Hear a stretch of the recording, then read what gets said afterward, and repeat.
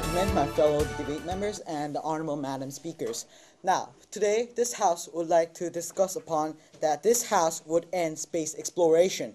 Now, before I would like to continue on debating this topic, I would like to just give a brief overview on what we are gonna talk about. Space exploration has its beginning ages in the aftermath of the World War II and the rise of the Cold War during the competition between Russia and United States. Since then, there has been developments in space exploration, such as putting the man on the moon. However, what the government today believes is that the time must now end. The age of space exploration must end. Now, before going on to arguments, I'd like to point out the definitions for this topic. Now, this House we would like to mention will be United States, because this is one of the major countries that have spent a lot of money on space exploration. Now, this House will define end as to cut off federal funding to such programs.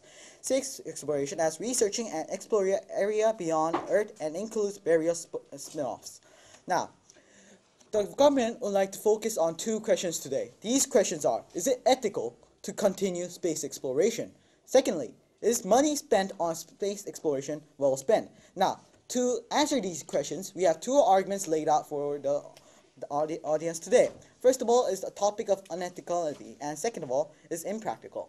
Now, before I like to continue on, before I like to expand upon the first argument, I'd like to just give you what we would do with such funding that results as excess from such motion, from this motion. Now, if you look at the status quo of the world today, it is in chaos. Today's economic crisis, coupled with new epidemic diseases throughout the world, and the rise of the unemployment rise, we believe that this world is space exploration should not belong in the world today. Yes. But as a fact, NASA only spends 0.8% of the whole No, tax. what would I like to remind the audience today is that it's not much how much we are spending on space exploration. It's how efficiently we are spending on such explorations. Now, such recent onslaught of humanity cannot be ignored by the government today. And using such funding that comes from space exploration, the government wishes to fund it in more practical programs that will develop humanity through its causes. Now, I'd like to move on to my first argument on the topic of that space exploration is unethical. People throughout the world today is starving. Starvation is running rampant. And today, rise of epidemic diseases such as avian flu have put the world in danger. Now, most people would like to think that such epidemics results in only third world countries, but I'd like to remind the audience today that such things are not only third world countries' problems. It's also in developed countries. Yes. Have you noticed that these space explorations have discovered and opened many doors to medical? The only one medical development that I know of is that it somehow expressed how to detect breast cancer. But the rest of them is inefficient in how much money we spend on space exploration. Now, let's expand on my first argument to tell you why it is so unethical. Now, a government's ultimate responsibility is to protect its citizens. This even is more important than the freedoms of the citizens of that country. Now, if the government has to protect its people, we have to use such funding for space exploration and donate it to more wealthier causes such as education and other purposes. Now, funding can be used in various ways. To name a few examples, it is education, provisions of food, and promotion of worldwide and the revitalization of today's stricken economy. Now, let me state an example that will be horrendous to the members of the audience today. 1.5 billion, it's out of order, sir. 1.5 billion millions of dollars, 1.5 billions of dollars are spent in one space exploration mission. One mission. Now, World Health Organization tells us $1 a day can feed $1 can feed one person a day. What do we see from this? $1.5 billion could be used to save 1.5 billion people of their current starvation for one day. What do we see here? Such spending of money on space exploration is totally unethical. Now, concerning our second argument, it will be expanded upon my second speaker. Now, this House truly believes that space exploration must end today. Thank you.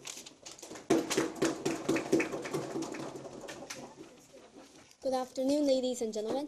Now, one step for man, a giant leap for mankind. I'm sure you have all heard this phrase. It was the first thing said by Neil Armstrong when he landed on the moon. Now, this has stimulated many children's dreams over the past few decades, that ever since Neil Armstrong has been to the moon. Now, as the leader of opposition, this speaker will first of all rebut and then move on to our four substantial arguments that me and the deputy leader of opposition will be giving. Now, first of all, the Prime Minister has said up on the podium today that space exploration is defined as space equipment that includes satellites and spin-offs. However, the Prime Minister has failed to realize one thing. Ladies and gentlemen, we are using satellites every single day in our lives. We make phone calls overseas. We use GPSs. We watch the TV. How were we going to watch the Beijing Olympics from Korea if we didn't have satellites? No, thank you, sir. If the government stops its funding to all satellites and space spin-offs, much damage will be done to the citizens. And therefore, the government should not end space exploration. And the second rebuttal that I would like to make is that the opposition side has tried to prove the inefficiency of space exploration. However, this is not true. The government has failed to give evidence for the inefficiency, because the government has given the number of, no thank you, sir, the number of dollars that are spent in one flight. However, that much amount of money is reasonable for a space exploration. Ladies and gentlemen, we have to get all the materials. We have to, no thank you, sir. We have to train all the astronauts, and we have to send it off into space. Isn't it reasonable that it would cost that much money to send one space shuttle up to space? No thank you, sir. Now on to our substantial arguments. The first two arguments will be explained by me. And the second two arguments will be explained by our deputy leader of opposition. Now, first of all, space exploration has brought us benefits. Satellites, GPSs, TVs, and space spin-offs, which the leader of Prime Minister has mentioned, is a word used to describe the secondary uses of space technology, which means space exploration does not only benefit us in the way that we get to go to space, but also in many different fields, such as medical areas or electronics, biotechnology, and the textile market. Helmets were developed from space exploration, ladies and gentlemen. Helmets, something that we use every day. The second point that this speaker would like to point out is that the space industry has been rising so rapidly during the past few decades that if we end space exploration right now, the economy would falter.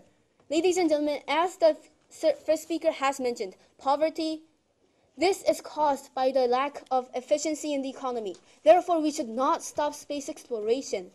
Stopping space exploration would make all the employees that work in NASA unjobless, and all the other people. Yes, sir. Because you're stopping federal funds spent on space exploration, that does not necessarily mean that people in NASA will lose jobs.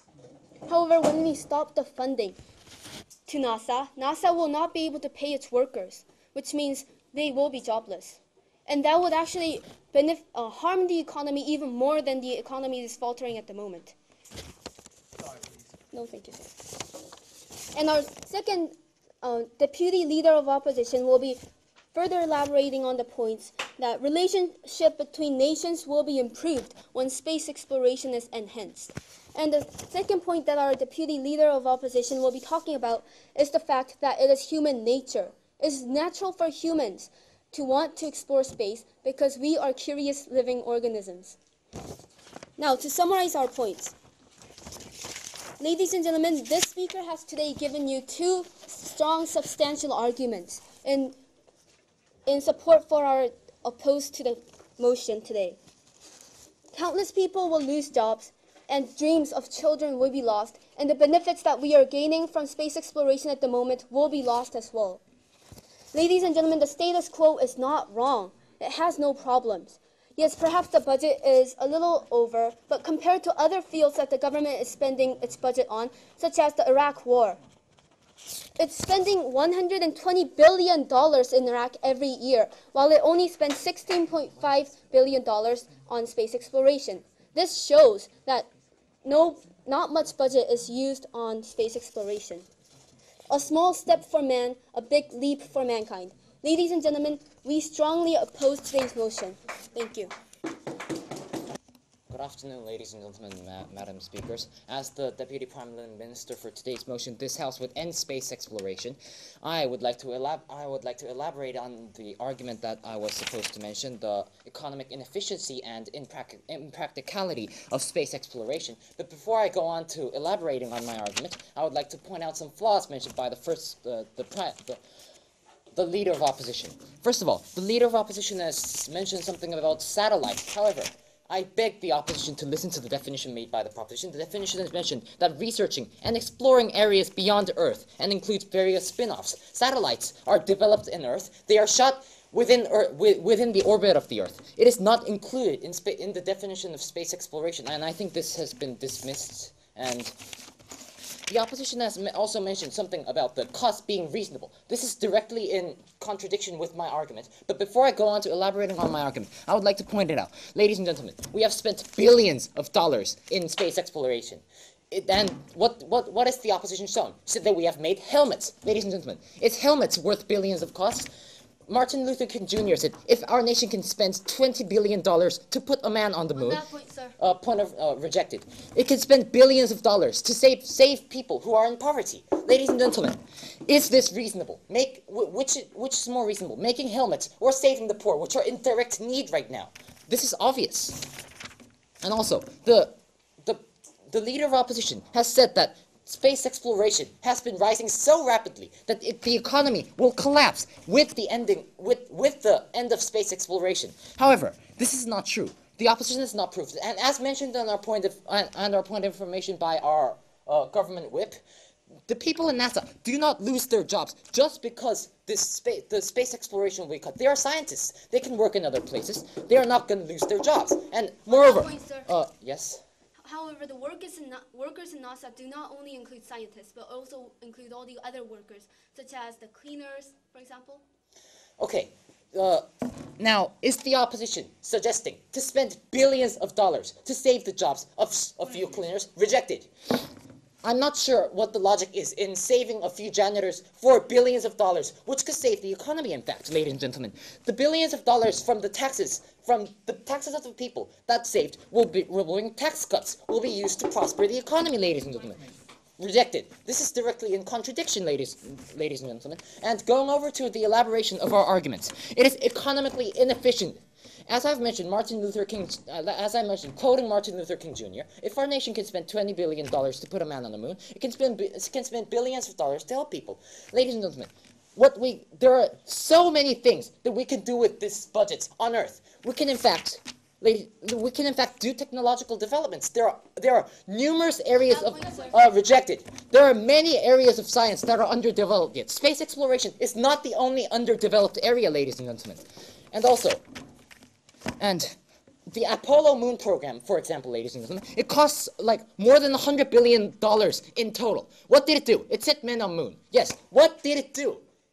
Did the space projects change our lives so drastically that billions of dollars could be considered useful? No.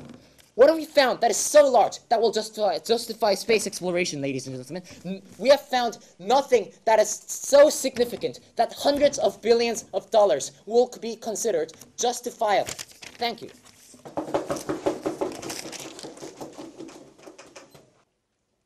Good afternoon, ladies and gentlemen. This is the Deputy Leader of the Opposition. I would first like to rebut some of the arguments made by the previous speaker and rebuild the arguments made by the Leader of the Opposition, and then propose two new arguments of the opposition side. First, the previous speaker has told us that helmets are just a minor example, aspect of something that we could do when we invest billions of dollars or money.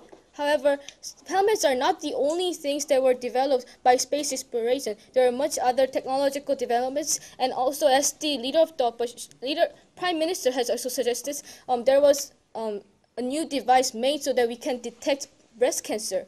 Ladies and gentlemen, there were a lot of technological and also economic benefits earned by the space exploration.